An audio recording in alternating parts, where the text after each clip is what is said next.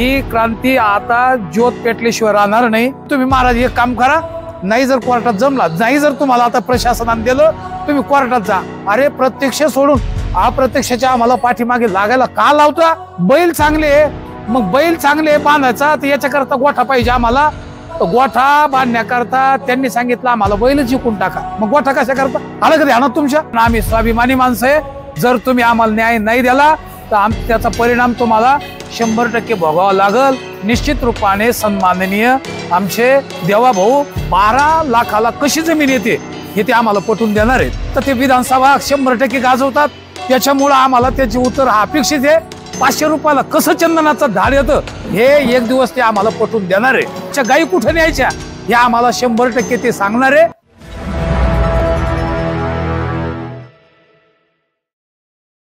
आज आमच्या धरणे आंदोलनाचा जवळजवळ सर्व जालना समृद्धी बाधित शेतकऱ्यांचा हा 2 महिने दुसरा दिवस चालू झालेला आहे। एकीकडे पाहिलं तर आता वारी चालू आहे, दुसरीकडे आपल्या महाराष्ट्र राज्याचं पावसाळी अधिवेशन चालू आहे, इकडे पाहिलं तर पाऊस चालू आहे आणि 2 महिन्यापासून चालू आमचं आंदोलन चालू आहे। खरं तर असं आहे की महाराष्ट्र हा स्वाभिमान्यांचा देश असंही ओळखलं जातं आणि आमचे जर सर्व जे शेतकरी आहेत हे बाधित जरी असेल ताट मानाने जगावं असं आमच्या छत्रपती शिवाजी महाराज आदी करून सर्व क्रांतिकारी पुरुषांनी आम्हाला शिकवलेलं आहे। त्याचं कारणच असं आहे की ही क्रांती आता ज्योत पेटल्याशिवाय राहणार नाही, पण आता आम्हाला 100% अशी खात्री आहे की हे शासन खरं तर राजा म्हटलं की तो कोणी एकाचा, पश्चिमचा, उत्तरेचा, विदर्भाचा असं काही नसतो।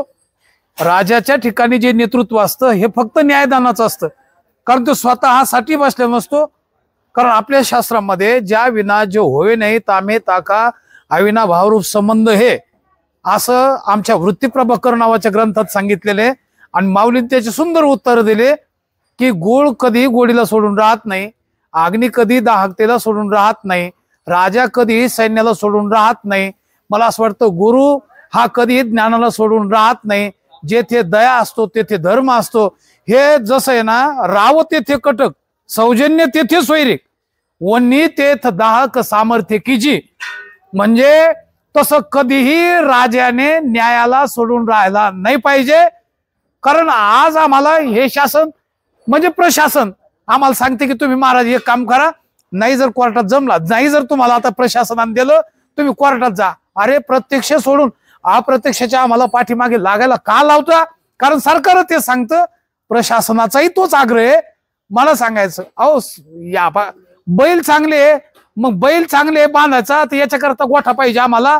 तर गोठा बांधण्याकरता त्यांनी सांगितलं आम्हाला बैल जिंकून टाका, मग गोठा कशा करता आलं कधी ध्यानात तुमच्या? अहो आम्ही अमृताचा घोट घेणारे माणसे नेमकं घ्या लागलो, त्यांनी सांगितलं महाराज तहान लागली असलं तर अमृत थुका आणि हे पाणी प्या, असा मूर्खपणा आम्हाला का शिकवता? त्याच्यानंतर एखाद्याला परी सापडा, त्यांनी सांगितलं परी सोड आणि हे लोखंड घे। अहो परी सोडून लोखंड आम्हाला घ्यायला का लावता?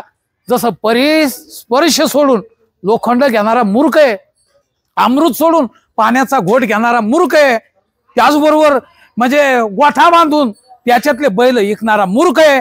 आणि तसं तुम्ही आम्हाला आमच्या प्रत्यक्ष जमिनी सोडून आम्हाला सांगता लवादात जा, तिकडे कोर्टात जा।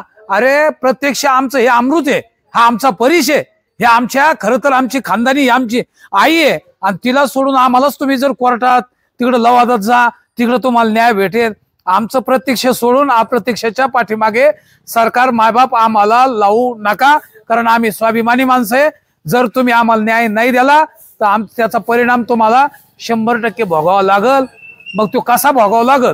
येते येणारे तुमचे 18 दिवस तुमचं अधिवेशन आहे आणि 18 दिवस आमचंही आंदोलन चालू आहे। कसं कसं हे उग्र रूप धारण करत हे आपल्या निश्चित रूपाने लक्षात आल्याशिवाय राहणार नाही।